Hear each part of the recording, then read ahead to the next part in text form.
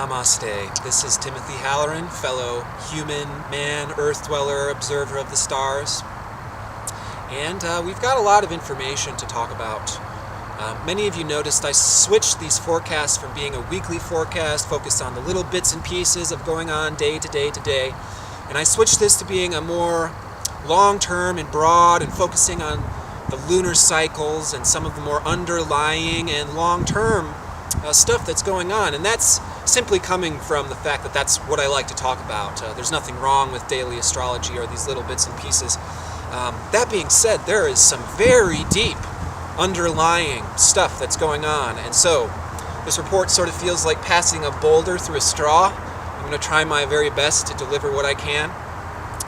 But before we get too deeply into it, we do need to mention some of these things. So today, February 19th, 2016, we have the sun moving into Pisces early this morning. So the sun's been in Aquarius for the past month. Aquarius is this far out sign. It's rather experimental. It's about communicating, about connecting, about pushing boundaries. And when the sun moves into Pisces, it just gets even more far out.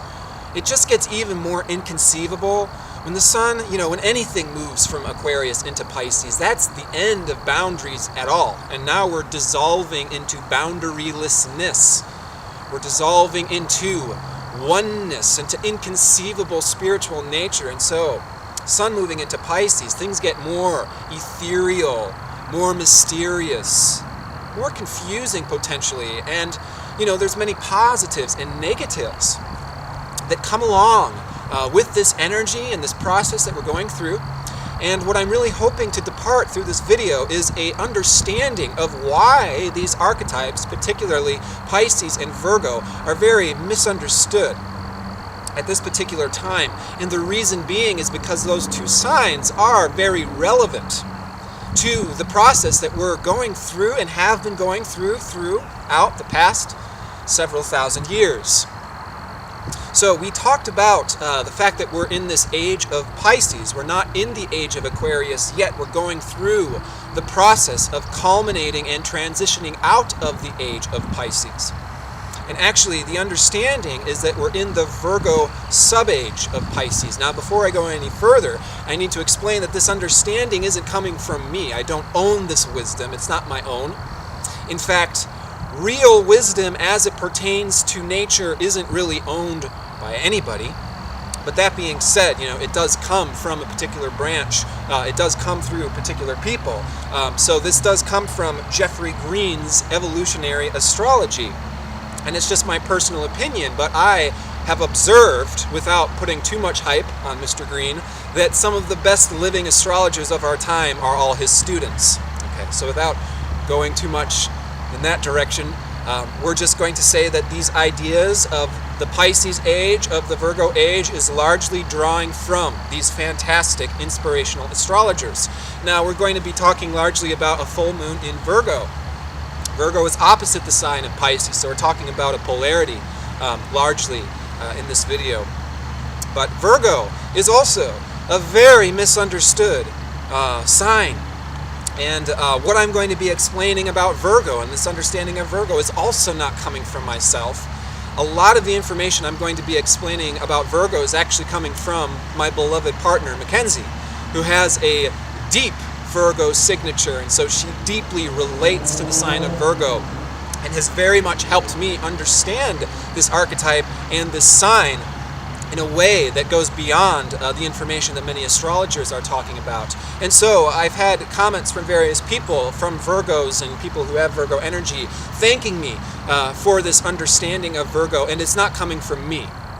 And so when we're dealing with the archetypes of Pisces and then Virgo, we're dealing with these polarities that have to do with ideals versus realities, which is already a theme that's ongoing throughout 2016, as this year we have Saturn, the planet of reality, square to Neptune, the planet of ideals.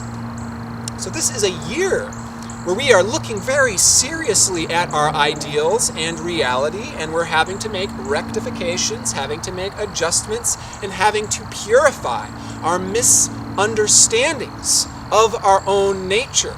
in particular the signs of Pisces and Virgo. So the reason why Pisces-Virgo axis is very important this year is we have the moon's nodes in Pisces-Virgo. And, the moon's nodes go through these signs every 9 to 10 years. It's a approximately 20-year cycle for the moon's nodes to go all the way around.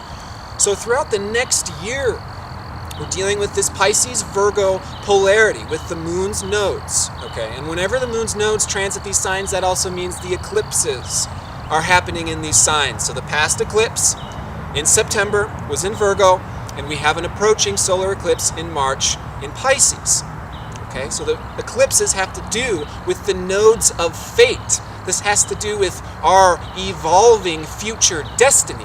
And that's why it's very important for us to look at the past age, the misconceptions that are there, and recognize them and address them, and therefore have the opportunity to evolve in the future. And what I am hoping will also evolve in the future is our understanding of these signs of Pisces and Virgo. Now, the understanding that we're in the Virgo subage of Pisces is an understanding that Virgo as a sign has been somewhat suppressed and berated throughout the past 2,000 years, which has been a very Pisces-centric age. Pisces has everything to do with ideology. Pisces has everything to do with faith. And so we need to talk about the various octaves of these signs, because there is such a thing as low octave Pisces and high octave Pisces. A low octave Pisces is a distortion from the actual root nature that Pisces is. A high octave Pisces is what the actual inherent nature of Pisces is. Okay, and we're going to talk about this with Virgo as well. Low octave Pisces is going to be related to the miscomprehensions, the misconceptions, the distortions, and the ideologies that are not grounded in reality, that have been widely distributed through the past several thousands of years. Now, there is a high octave version of the ideology that's been distributed through the past several thousand years, and the high octave that we're trying to get to, that Pisces does represent, is unconditional love. Pisces is the final sign of the zodiac, the be-all, end-all sign, the inconceivable oneness, and this is unconditional love. And unconditional love is inconceivable. It is not comprehensible, but by our minds, by our rationality, by our egos. And yet we have tried to comprehend unconditional love. We have tried to comprehend spirituality throughout the last several thousands of years, and there's been many ideologies of the best way to do this and lesser good ways to do this. And the unfortunate byproduct is what we're going to be talking about today, because the unfortunate byproduct is what we have the good fortune of repairing now with this full moon in Virgo, with the solar eclipse in Pisces, with the moon's nodes being in the Pisces-Virgo polarity this entire year. We have the opportunity to clear up some of these misconceptions that unconditional love is supposed to look like sacrificing ourselves, that unconditional love is supposed to look like blind faith in a set of ideas, in a set of saviors, or whatever. Blind faith and unconditional love, there is these ideas that we have to invest our energy, give ourselves over to what we don't understand, as if that is some kind of spiritually noble thing to do. All right? And I'm going to give some examples of how this can be done as well, because what we're doing a very deep look at this year is we're looking into all of our personal belief systems. And our belief systems are having an opportunity to evolve. And as our belief systems have opportunity to evolve, we get the opportunity to step into a greater level of being and comprehending what unconditional love actually is by removing the distortions and the misconceptions of how do we effectively get there. Because a lot of the distortions coming from the Virgo sub-age is that the way we get to unconditional love is to be hard on ourselves, to berate ourselves, to see ourselves as impure, to see ourselves as fallen, to see ourselves as small, And to go beyond that would be blasphemy. Okay, these are the misconceptions coming from the past age. And hopefully what we can do is take these misconceptions that are now assigned to Virgo and transmute them and evolve them into what a high octave Virgo can be. Because what is Virgo? Virgo, archetypally, is associated to health and to details and focusing on the little bits and pieces. It's about actually and deeply understanding where we already are. And that's what the archetype of Virgo is actually all about. Virgo is an earth sign. Virgo is sensitive to our environment, to the energy that's going on around us. So the sounds, so the smells and these various things, Virgo's an interesting sign. Ruled by Mercury, it's very analytical. It's what you got is what there is, but it's also an earth sign having to do with the world and the environment and our bodies and how we manage our energy, so on and so forth. We've been talking about health and all these things so far all this year. But all of this misconception and blame has been assigned to the archetype of Virgo due to the misconceptions coming out of the Piscean age, which is to say, oh, Virgo, you feel hypersensitive about the fact that the environment that you are in is not feeling very pure. It's not very clean. You don't feel like you're at home here. Well, that's because you're doing something wrong, and you need to say you're sorry, and you need to purify more. And it's like all of these contemporary things get assigned to Virgo, like, oh, Virgo is complaining. Virgo is being the bitch because you're sensitive to all the little details that are going around you. And this is the continued prejudice against the sign of Virgo, which is also a prejudice against femininity and the high priestess. It's been going on for a very, very long time because we've taken all of the qualities and strengths and intelligence of Virgo and we've said all of that's bad. You don't want to be realistic here. It's not about staying on this planet Earth. It's not about necessarily being healthy here on planet Earth. It's about saying you're sorry and sacrificing yourself and giving yourself over to purifying and these ideals, like lock yourself in the room and just believe in this. Then things will improve. Is the old age that we're not out of yet, because most of us still have many, many levels, consciously or not, where this type of philosophy, ideology exists within us. If you believe in reincarnation, we've all had plenty of conditioning past lives. So even if you're religious or not, these things are so deep, it doesn't really matter. The guilt and the shame for being a human being and not being perfect is quite deep in the collective consciousness. Now, Virgo being the archetype of the high priestess is about appreciating your separation. It's about appreciating the fact that we aren't in heaven yet. It's about appreciating the fact that we are the workers. Virgo is the sign that bestows humility. And humility is the quality that grants one entrance to the kingdom of heaven. So I'm not sure how possessing particular beliefs or having blind faith in this or that is making us be more humble human beings if we're using all of that to escape where we currently are. A negative distortion of Pisces is escapism. And the reason why it's so easy to escape in this day and age is we have so many loopholes to do so.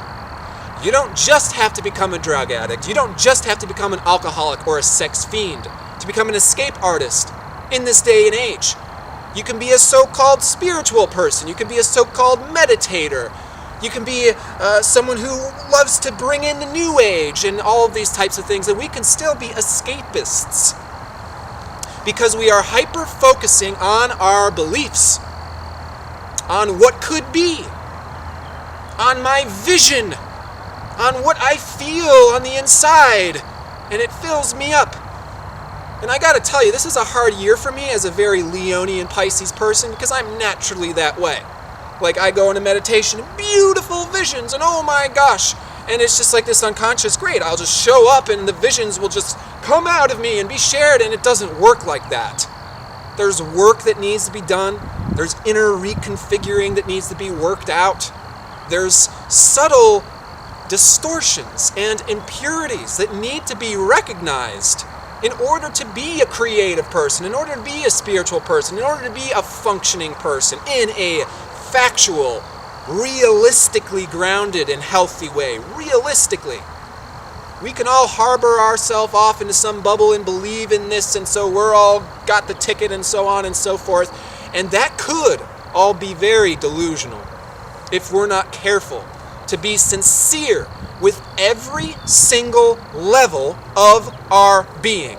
That's Virgo. Virgo is get your head out of the clouds. There are so many levels of beings that are going on. There's the microcosm, there's the macrocosm. Have you eaten today? You know, it's like all this talk about saving the world and I'm going to do this. I'm talking personally. And then I forget to eat. And then my cells in my body are dying and I'm not capable of doing anything. This is the majority of souls on the planet at this time. We're just not totally conscious of how all of these things operate within us on oftentimes deep unconscious levels. But I'll give an example of it. I'll give an example of how a belief system can unconsciously delude us from appreciating reality. Because our belief system is our ontology. It's going to divide things into, oh, well, discard that, or that's important. So, for example, I'm someone who's very Leo, also very watery, very sensitive to other people's, especially their opinions of me. Not saying it's a great characteristic, but whatever. You know, I feel what other people think a lot of times. And in the past, I used to really take that personally and beat myself up for it, but recently I've gotten better at actually calling people out and saying, hey, I feel this from you. And so it's very interesting because I've gone through so many experiences of this, it's caused me to learn, oh my goodness, other people aren't just being mean or something like that. They don't understand. Their belief system or their consciousness isn't aware of what's actually going on. And so it's not even personal. And what I mean by this is, say, for example, we're a traditional Buddhist. And so thoughts are illusions. They're not real. Therefore, they have nothing to do with who I am. I'm not saying that's real Buddhism. It's an idea coming out of this age. Okay? So, ideas aren't real. Therefore, when I think something negative towards something or someone else, I'm not really thinking that. Those are just passing thoughts. Well, I'm someone who's sensitive enough to feel someone's passing thoughts about me, and then I might address them, and they'll say, oh no, I love you. You're a really great person, and all this, that, or that. And it's just like, I'm left confused, you know? And it's just simply because they're not lying. They just have ruled out in themselves that their own thoughts are worth looking at, or their thoughts are really a part of them, or there's the idea that, oh, thoughts are just passing weather, so they're irrelevant. Really common one, emotions are just passing weather and completely irrelevant. Well, Virgo is hypersensitive, super focused on every single subtle level of everything that's going on. And we wonder why Virgos get overstimulated and act bitchy. It's because they're aware of all the unconscious stuff that everybody else, via our own delusional belief systems and blind faith, simply get to maneuver out of unconsciously because we're just so trained to be powerful escapists. Isn't that amazing? It's really hilarious, you know, because the spiritual journey just has so many, you know, you take one step forward and it's just like you celebrate and everything's figured out, and then this whole other level of reality dawns upon us and everything gets deeper, everything gets more meaningful as well. Your thoughts aren't just illusions, your emotions aren't just illusions, your hypersensitivities aren't just illusions. Your particularities are a telling of your individual nature, your ego and your soul.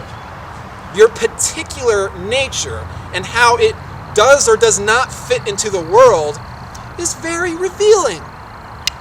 And what I think I encourage for us all, as we're going into this period that is about balancing our ideals, our beliefs, and reality, is just welcoming more and more without that having to necessarily be like a death or the end of the world. This is talking about attachment. It's like we can get very attached to particular ideologies or beliefs or so on and so forth.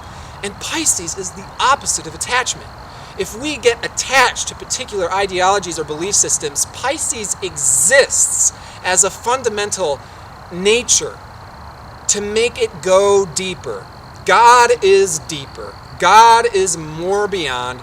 Spirituality and the nature of our soul is so much more inconceivable than we are capable of comprehending. We don't know what heaven looks like. In fact, I'm going to tell you a rather startlingly severe truth. And that's the majority of souls on the planet at this day and age, despite the fact that we might believe that we want to go to heaven, let's skip and jump straight to heaven. I want to marry God. I want to be one with God. I guarantee you the vast majority of souls on the planet at this time, if they were given that opportunity and actually faced it, would never accept it. Because we do not feel worthy of it. Because we have so many layers of guilt, of shame, of so-called imperfections, of so-called impurities. And we're not doing it by the book right. And we're not making 100% of all people happy right. It's like I make my partner happy and then the baby's crying. Or I make my parents happy and then the boss is upset. We cannot continue to maintain the levels of guilt and shame and self-oppression and self-mutilation that we have been carrying for thousands and thousands of years. Something has got to give. Something has got to change.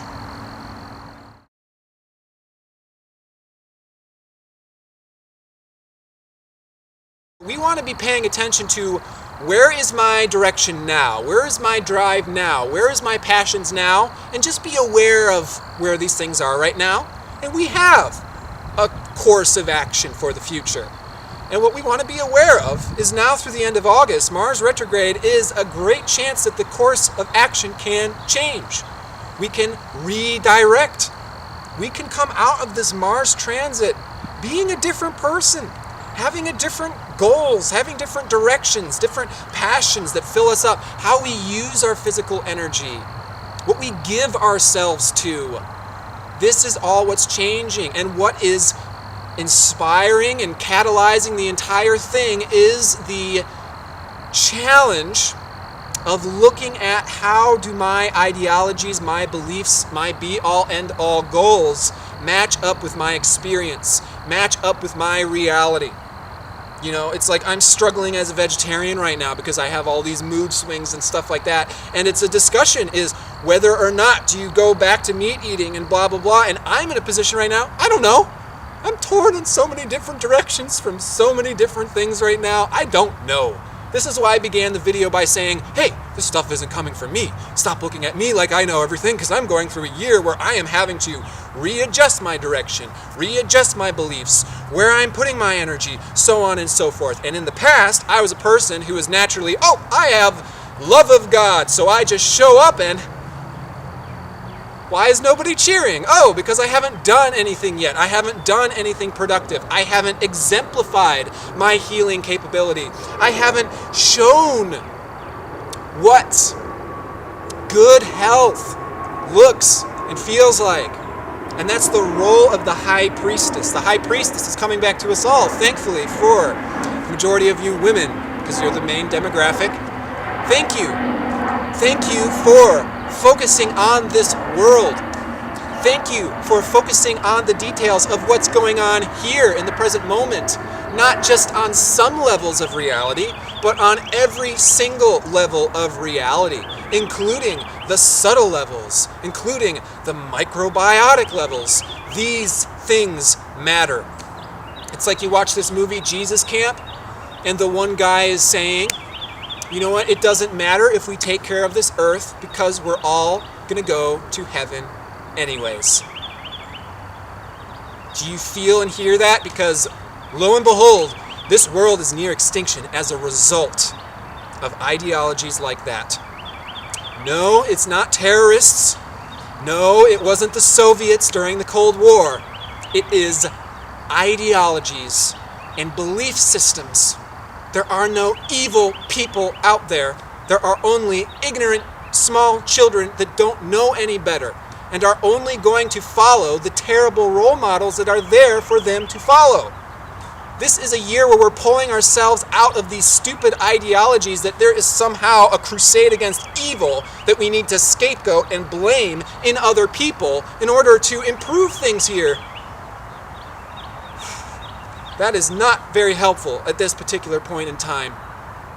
What we are doing is we're becoming a hell of a lot more realistic with the practical, mundane situation that we find ourselves in. Oh, there's no money. Oh, there's no food. Oh, you're not getting enough sleep. Oh, you're not paying enough attention to this small, neglected part of yourself. That is Virgo. Virgo is the servant. Virgo is the devotional servant. Humility is the quality that takes us into entering the kingdom of heaven. You don't focus on one level of reality and expect that to be your ticket in. You come to where you are and then you help out yourself and other people the best you can, because you weren't sent here as a mistake. You're here to be the nature that you are. And within us, we all have, being a part of universal nature, an automatic self-cleaning mechanism. And to give an example of how this works is when you don't eat food, your stomach hurts. When you get a sliver that you need to pull out, it hurts. The health-improving mechanism within ourselves and this world alerts our attention to what needs to be paid attention to. Oftentimes, through these sometimes not fun, and sometimes tumultuous, and sometimes painful experiences. But do not be belittled by the misled notions of our past age that should something devastating happen to me, that should I go through a painful experience, should I feel hypersensitive to what's around me and I don't feel good, well, guess what? It's not your problem. It's not because you're a sinner. It's not because you're unclean. It's not because you haven't figured out the road to happiness yet and shortcutted there. It's because you're aware of where we actually are, and therefore you are the one that is qualified and eligible to call our attention to what needs to be called our attention to. Virgo is an incredibly beautiful sign that has been almost completely forgotten. The sign of the high priestess.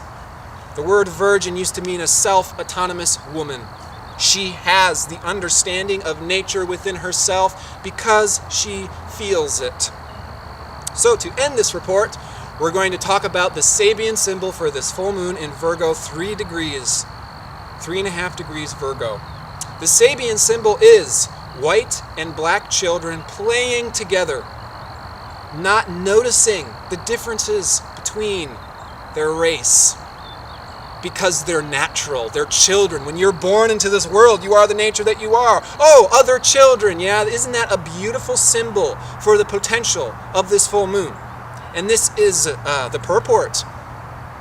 We need to decondition the cultural, ideological conditioning and assignments that lead us into believing unhealthy, downright hateful things, such as their race is different, so they are different. Those things don't come from nature. They come from man-made systems, belief systems, and misconceptions of nature.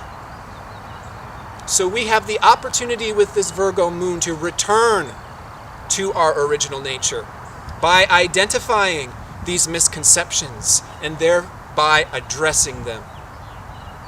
We want to get rid of all the misconceptions, throw them off. Yeah, this is like purging and throwing off year. It was something that we were attached to for a long time. We thought was the all in all. It's not. That's okay. It's not the end of the world. You're not condemned. You're being liberated. You're being liberated back into your original nature that doesn't have to be so freaking hyper aware of, am I doing a good thing? Am I doing a bad thing? Oh, is this good? Is that bad? Is this person a good person or is that person the enemy? I'm not sure whether I should be scared around this other human being or not, is all coming from our misconceived ideas. Not reality. Not, oh, Muslims are bad. When we come in as children, we play together because we know our nature as souls. So let us seize this opportunity. Let us purify ourselves in the most non-shameful, non-guilt-filled way possible, so that we understand that we are the high priests and high priestesses of this day and age. We are here recognizing these things, and that's not a problem. That's the solution. So the more we get down and into it these days, the more we get ready for Mars retrograde, we're going to change direction. We're going to use our energy, willpower, drive, focus differently in the future.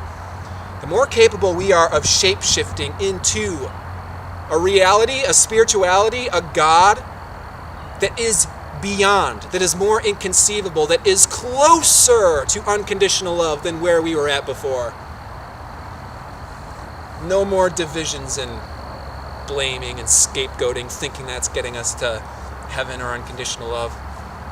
I am so much wishing the best for yourself, for your beloveds in this endeavor. In just a couple weeks, I'm going to be starting receiving birth chart readings again. There's a sign-up sheet at the link below if you're interested in a future reading, and I look forward to connecting with you. All the best. Namaste.